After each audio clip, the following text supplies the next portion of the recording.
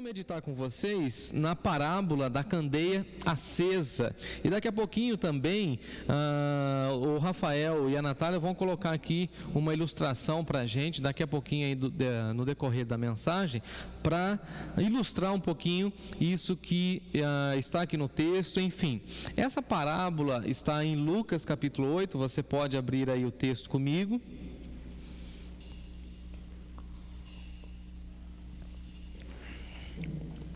E essa parábola, nos dias em que eu estive ausente por conta das férias, o Rafael trouxe uma reflexão muito boa, inclusive, sobre essa parábola.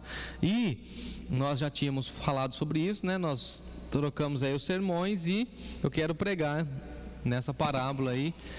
Ele deu uma boa ênfase lá, eu quero recuperar algumas coisas e falar outras também, tá bom? Então eu convido você a abrir comigo Lucas capítulo 8, e tem uma outra parábola em Lucas sobre a candeia também, e o Rafael, nosso seminarista, vai trazer essa exposição, e ele falou: mano, separa aquela lá, não prega nela que eu quero falar. Então o Rafael prega na outra parábola da candeia, que, se eu não me engano, está lá no capítulo 11 do Evangelho de Lucas. É 11, né, Rafa? Isso, né? Então temos duas parábolas da candeia, e essa aqui é a parábola da candeia acesa. Diz assim o texto, Lucas 8, a partir do verso 16: Ninguém, depois de acender uma candeia, a cobre com um vaso ou põe debaixo de uma cama.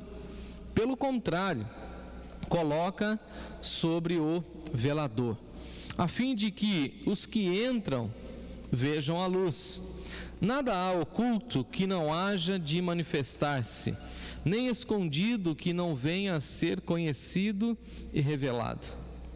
Vede, pois, como ouvis, porque ao que tiver se lhe dará, e ao que não tiver, até aquilo que julga ter lhe será tirado.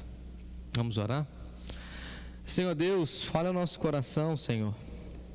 Queremos ouvir a Tua voz nessa noite fria. Queremos aquecer o nosso coração com a mensagem do Evangelho. E queremos, ó Deus, ser uma candeia acesa, a brilhar a luz de Jesus em meio às trevas.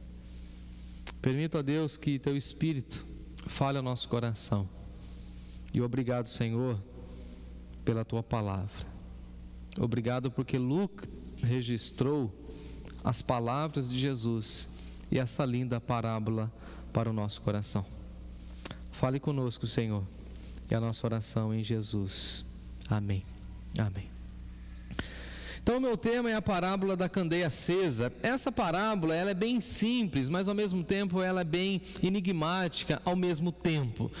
É muito interessante isso, porque Jesus, ao mesmo tempo que ele tinha muita clareza nas parábolas, ele também usava as parábolas para trazer algumas informações meio enigmáticas, quase que bem difíceis de serem compreendidas. Ela é simples por conta da sua aplicabilidade, ou seja, acende-se uma candeia, uma lâmpada, para que ela ilumine, para que ela cumpra a sua missão. E isso é fácil, ela é muito fácil de entender. Nós não acendemos uma lâmpada, por exemplo, e depois descobrimos essa determinada lâmpada. Então acende-se a candeia para a iluminação, para trazer luminosidade na casa, enfim. Só que no finalzinho da parábola, Jesus, ele tem um tom mais instigante, e eu diria até um tom mais desafiador, quando ele vai falar o seguinte: olha, até aquilo que você não tem será tirado, e aquele que tiver se dará mais. Parece meio enigmático isso, nós entenderemos um pouco mais a esse respeito. Mas essa parábola, bem no seu início, vai falar da simplicidade da candeia. Naquele contexto, todas as pessoas tinham uma candeia, conheciam uma candeia. Ao entrar num comércio, ao entrar nas casas, tinha-se as candeias. Então a candeia era um elemento extremamente popular, comum. Então todo mundo entendeu o que Jesus estava falando. Depois ele vai falar do julgamento, falando que não há nada que não fique encoberto, e nós veremos isso daqui a alguns instantes, e depois ele vai trazer essa exortação muito forte e contundente. Essa parábola também está em Marcos capítulo 4, da mesma maneira que nós temos aqui, e ela segue o mesmo padrão, e provavelmente Lucas tenha copiado essa mensagem de Marcos, mas em Mateus nós temos Jesus usando a imagem da candeia, dizendo... Deixa aí por enquanto, se eu precisar eu pego. A Natália está trazendo uma banqueta aqui para mim, né? Por causa da botinha aqui, não é tão fácil ficar com a botinha e pregar com a botinha. Mas aí Jesus, no Evangelho de Mateus, vai usar também a figura da candeia, e Jesus vai dizer o seguinte: vós sois a luz do mundo. Não se pode esconder a cidade edificada sobre o monte, e nem se acende uma candeia e coloca ela no alqueire. Na realidade se coloca ela no velador, para que ela possa alumiar, que ela possa iluminar todos aqueles que se encontram na casa. Então isso era muito comum. O Rafael tem uma imagem aqui que nós separamos da candeia, ele vai colocar aqui em tela cheia para nós, e você então vai entender, você está ouvindo a minha voz e tendo essa imagem aí da candeia, você vai ver que a candeia era feita de argila, né, de barro, e ali na ponta você tem ali a chama, que em alguns contextos era usado o azeite para pegar fogo, outros elementos ali combustíveis que eles tinham na época, e essa então era uma candeia. Tem outra foto, Rafael? Então beleza, olha aí, também no mesmo formato. Então ali na ponta da candeia você tem a chama, uma espécie de uma tocha que ficava então iluminando a casa. Vale lembrar que naquela época obviamente não tinha energia elétrica, não tinha nenhuma outra circunstância dessa, então nós trouxemos aqui para vocês essa imagem para vocês conhecerem a candeia. Então a candeia era essa luminária portátil, onde se usava uma vela, uma tocha com combustível. Aqui no nosso contexto do Brasil, né? Até o pastor Júlio citou isso no domingo, é muito comum, era muito comum, até aí o finalzinho da década de 60 e 70, as lamparinas com querosene, e aí então acende-se um pedacinho de pano submerso aí no querosene, fica ali aquela chama. Basicamente esse mesmo princípio. Então, em nosso contexto, nós usávamos aí o pano querosene, e aqui nós temos a ideia da candeia, que era uma luz portátil, uma lanterna, por assim dizer, trazendo para o nosso contexto. Agora, o que Jesus está mostrando para nós é que todos devem ver a luz. Então, se você olhar aí o finalzinho do versículo 6, ele fala o seguinte: a fim de que os que entram na casa, no espaço onde está a candeia, vejam a luz. Então, qual que é a finalidade da candeia acesa? Para que vejam a luz. Então a candeia tem a função de clarear e iluminar o ambiente. Não se pode colocar a candeia debaixo da cama, não se pode colocar um vaso e esconder a candeia, porque a finalidade dela é a iluminação. E aí Jesus vai usar a ideia de que nós precisamos colocá-la no velador. Então o velador era um suporte onde se colocava a candeia. Aí nós mostramos a imagem dela em cima aí de uma mesa, de um aparador, né, de algum móvel, mas também ela ficava suspensa, ou algumas candeias eram usadas suspensa em alguns... Pode voltar a imagem, Rafa, por favor? Dá uma olhadinha, essa daí está em cima de uma mesa ou de um armário, mas também era usada muito no velador, ou seja, um suporte. Vamos imaginar aí um suporte de ferro onde essa candeia era colocada, tá bom? Então o que Jesus está falando é o seguinte: não se acende uma candeia e vai se esconder debaixo da cama. Não se acende uma candeia e depois coloca um vaso sobre ela. Por quê? Porque ela perde a sua finalidade. Da mesma maneira que uma pessoa que conhece o Evangelho, que foi iluminada pelo Evangelho, não pode se ocultar e não pode se esconder. O Evangelho raiou sobre nós, a luz do Evangelho brilhou no nosso coração, para que nós sejamos tochas acesas, ou seja, candeias acesas para brilharmos mais e mais, a fim de que todos vejam, a fim de que todos percebam que nós estamos brilhando. Então, a candeia acesa, ela é acesa para iluminar. Um cristão que foi completamente iluminado pela luz de Jesus, precisa irradiar a luz. Todos têm que ver a luz acesa. É interessante que as pessoas, ao entrarem na casa, precisavam ver, essa é a expressão de Jesus, que a candeia estava acesa. Ou seja, todas as pessoas que olham para nós precisam ver que a nossa luz está acesa. E essa luz não é nossa, ou não é produzida por nós. Essa luz não é luz própria, é a luz cedida por Jesus. Jesus disse que Ele é a luz do mundo, e depois Ele dá a grande missão aos seus seguidores, dizendo o seguinte: vós sois a luz do mundo, e vocês precisam brilhar, vocês precisam irradiar a luz do Evangelho. Vós sois a luz do mundo. Eu gosto muito dessa expressão de Jesus no Evangelho de Mateus, capítulo 5, quando Ele fala assim: assim brilha a vossa luz diante dos homens, para que vejam as vossas boas obras e glorifiquem o vosso Pai que está no céu. Ou seja, você com as suas boas obras, você vai brilhar. E essa é a grande pergunta da parábola: você tem brilhado? Você, com o seu brilho, de certa forma, não sei se você entende a minha provocação aqui reflexiva, mas você incomoda? A sua luz incomoda? Porque quem brilha tem que incomodar. Porque quem está nas trevas não gosta da luz. Quem está na escuridão não gosta da luz. E nós somos filhos da luz, segundo o Novo Testamento. E os filhos da luz devem brilhar, devem irradiar a luz do Evangelho. Deus nos acendeu, por assim dizer.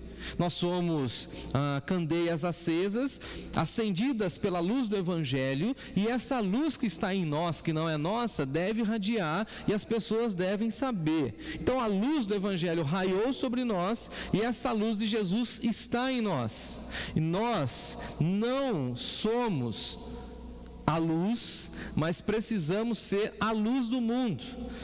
Nós precisamos refletir a luz de Jesus. E aí é interessante porque Jesus nos chama para brilharmos, para iluminarmos aonde Deus nos plantar.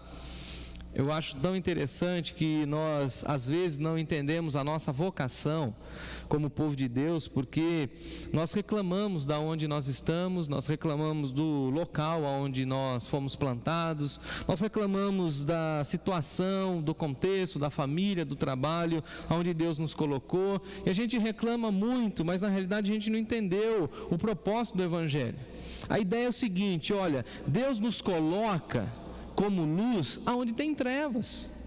E por que você acha que eu e você fomos chamados para brilhar? Porque a sociedade está em trevas. Diz Paulo que a sociedade é corrupta, está corrompida, vive em trevas. O mundo jaz nas trevas e nós precisamos brilhar. Agora, Jesus não iria nos chamar para nós brilharmos e colocar a gente num lugar de muita luminosidade. Por exemplo, eu já contei isso, eu acho que aqui em alguns contextos, né?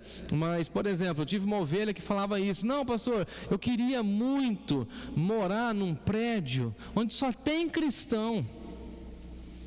Eu queria trabalhar numa empresa, pastor, que todo mundo é evangélico. A gente chega para almoçar, é o Senhor, meu pastor, não faltará, a gente vai tomar cafezinho, tudo posso naquele que me fortalece, eu sou florzinha de Jesus, que só tem essa mensagem. Eu falei para ela: não, irmã, a irmã não entendeu a mensagem do Evangelho. A irmã precisa ir no contexto de trevas para poder brilhar, para fazer esse contraste.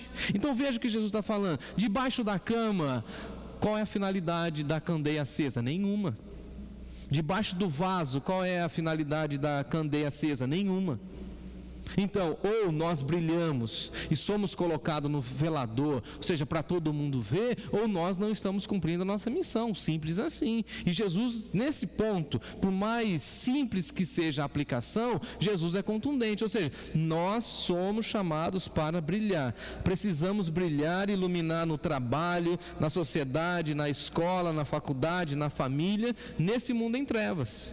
A Natália aqui estava falando, nós precisamos ensinar as nossas crianças a brilharem, porque o contexto das crianças, amados irmãos, é terrível, terrível. Não sei se vocês acompanharam aí a última marcha, não vou nem falar o nome, né, dos movimentos aí sexualidade e tal, agora tem também uma ênfase nas crianças. Também existe crianças com essa ênfase e eles falam isso abertamente. E nós precisamos ensinar as nossas crianças a brilhar, a mostrar a verdadeira luz do Evangelho. Então veja, no Antigo Testamento a vocação do povo de Deus era brilhar, irradiar a luz, mostrar a glória de Deus. Aqui no Novo Testamento, o que é muito interessante é que Jesus está falando o seguinte: em diversos contextos de escuridão, Deus vai te colocar ali, e Deus vai te plantar lá. Às vezes nós não entendemos porque Deus nos levou para morar naquela rua, mas é para a gente brilhar. E eu gosto do Moody quando ele fala o seguinte: os vizinhos percebem em uma semana se você tem Jesus na sua casa. Então por que você mora nesse lugar? Para você brilhar. Por que Deus colocou você nessa família? Para você brilhar nessa família. Por que Deus te colocou nessa sociedade, nessa cidade, nesse contexto, nesse trabalho? Para você brilhar, para você ser uma candeia acesa, para que todo mundo veja. E quem está em pecado, quem está em trevas, que fique incomodado mesmo. E algumas pessoas falam isso, né? Olha, parece que a luz da gente incomoda mesmo. Lógico que incomoda. Numa sociedade como a nossa, por exemplo, que é infiel, quando a gente demonstra e vive um padrão de fidelidade, isso incomoda, isso choca. Isso choca. Quando a gente, por exemplo, fala e mostra um princípio de lealdade numa sociedade injusta em que ninguém está nem aí para isso, isso choca. Quando a gente fala de bom senso, por exemplo, isso choca as pessoas. Isso deveria mostrar para nós que a nossa vocação é brilhar. Numa sociedade marcada pela mentira, dizer a verdade é chocante.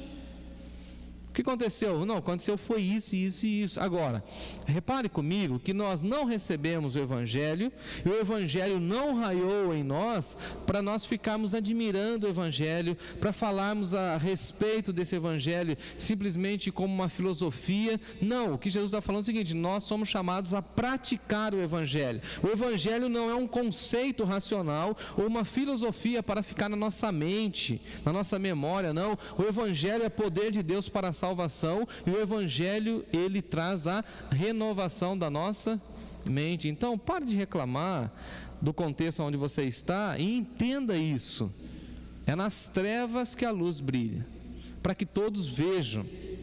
E eu oro e espero, no nome de Jesus, que todos vejam a luz de Deus na sua vida, a luz de Deus no seu trabalho, por meio do seu trabalho, a luz de Deus por meio do seu cuidado com a sua família. Agora, quando nós somos iluminados pela mensagem do Evangelho, nós precisamos fazer com que as pessoas também sejam iluminadas. Eu gosto do apóstolo Paulo quando ele fala aos Coríntios que um dia o Evangelho raiou sobre ele, e ele falou: das trevas para a luz. E se nós estamos vivendo na luz, desfrutando da luz, e somos chamados para ser a luz do mundo, precisamos fazer com que outras tochas sejam acesas, que outras candeias sejam acesas. Eu gosto do Riley, quando o Riley fala o seguinte: a mais elevada forma de egoísmo é daquele que se contenta em ir para o céu sozinho. Ele quer brilhar sozinho, ele quer ir para o céu sozinho.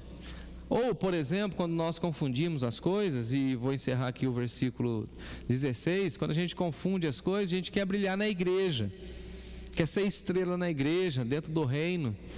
No reino já tem um monte de estrelas, já tem um monte de gente brilhando. E no culto, na igreja, a gente não tem essa finalidade. Ai, pastor, eu não queria que o culto acabasse, eu queria ficar no culto. Então, irmão e irmã, mas nosso chamado é renovar as nossas forças, as nossas baterias, para a gente ficar mais iluminado, e depois, na segunda-feira, cada um no seu contexto, durante toda a semana, iluminando. A gente se encontra no domingo, coloca as pilhas para recarregar, né, Rafael? A gente se recarrega da luz de Jesus por meio da comunhão, por meio da palavra, dos cânticos, de um abraço, enfim, a gente se recarrega, usando a linguagem do Rafael aí da elétrica, né? Se fortifica, Rafael? Não, se reenergiza. Como é? Hã? Reenergiza. A gente pega essa energia, essa luminosidade, essa quantidade maior de lumens, e a gente sai para o mundo brilhando, brilhando, brilhando. É isso. Agora, Jesus aqui no versículo 17, ele dá um tom mais severo na parábola, ele fala o seguinte: olha, já que os cristãos vivem na luz, eu preciso dar um alerta para vocês. Quem não está na luz está em trevas, simples assim. Para Jesus isso é muito fácil de compreensão, e ele sempre deixou isso muito claro: é luz e trevas. Então, não há nada oculto que não há de ser manifestado. E aí Jesus vai falar o seguinte: olha, no dia do julgamento tudo será revelado, tudo que está escondido das pessoas será revelado. É claro que Jesus aqui está falando do julgamento de Deus, e por isso nós precisamos nos arrepender e tratar as nossas questões diante do Senhor, para não sermos surpreendidos no dia do juízo. Jesus aqui vai usar duas expressões que eu achei muito fortes, né? Oculto e escondido. Oculto, Jesus está dizendo o seguinte no grego: privativo, particular, escondido, aquilo que está no interior ou no secreto. E ele usa uma outra expressão, outro adjetivo: escondido, segredo, entesourado, escondido, mantido em segredo, oculto da visão humana. Ou seja, em outras palavras, Jesus está falando o seguinte: olha, você precisa saber que não tem nada que você possa esconder de Deus. E se você não tratar o seu pecado, lembra da expressão bíblica? O pecado jaz à porta e vai fazer você passar vergonha. Então, se você não tratar o seu pecado, a sua situação com Deus, se você não confessar, se você não se arrepender, se você não tiver esse espírito de quebrantamento, no dia do juízo você será envergonhado, porque todos saberão.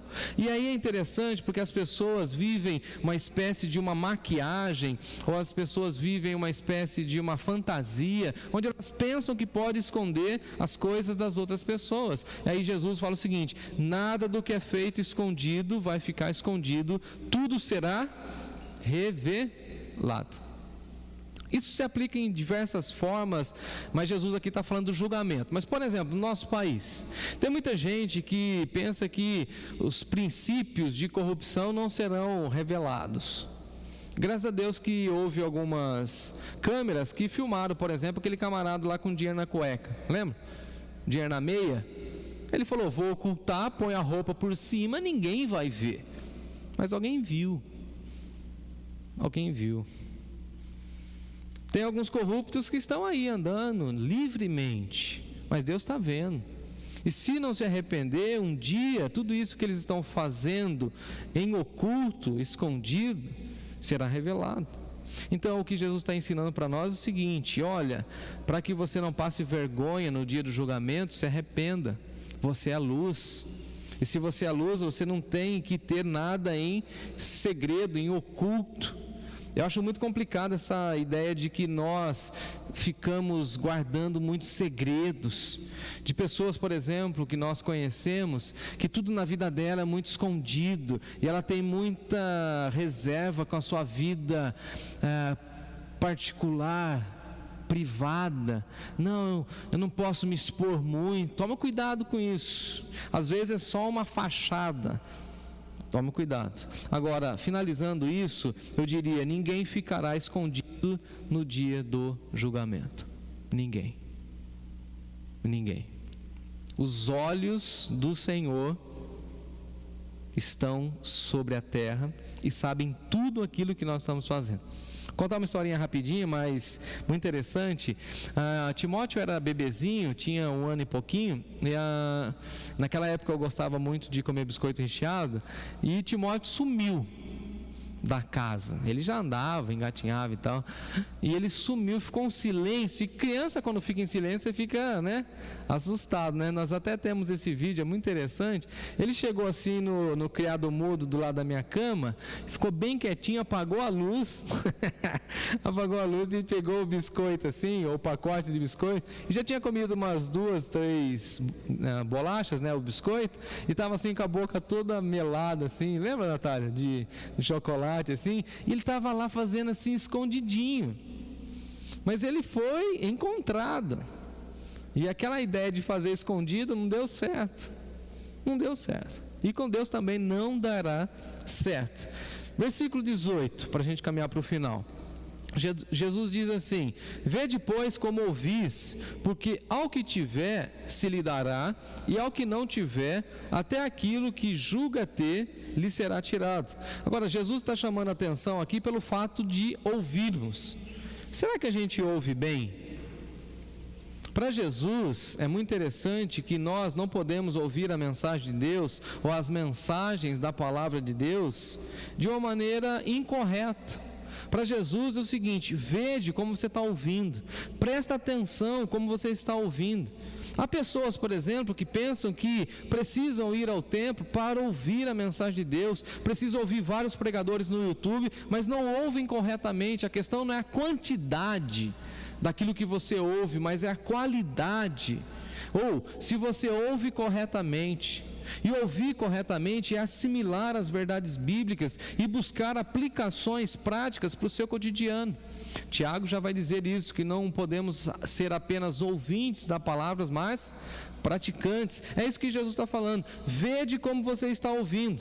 Toda a palavra de Deus tem instruções para nós, visando o nosso crescimento e a nossa formação cristã, visando termos a mente de Cristo, o caráter de Cristo, e nós não podemos desperdiçar nada que venha da palavra de Deus. É isso que ele está falando. Olha, eu estou trazendo para vocês muitas informações do reino, e eu espero que vocês ouçam com atenção.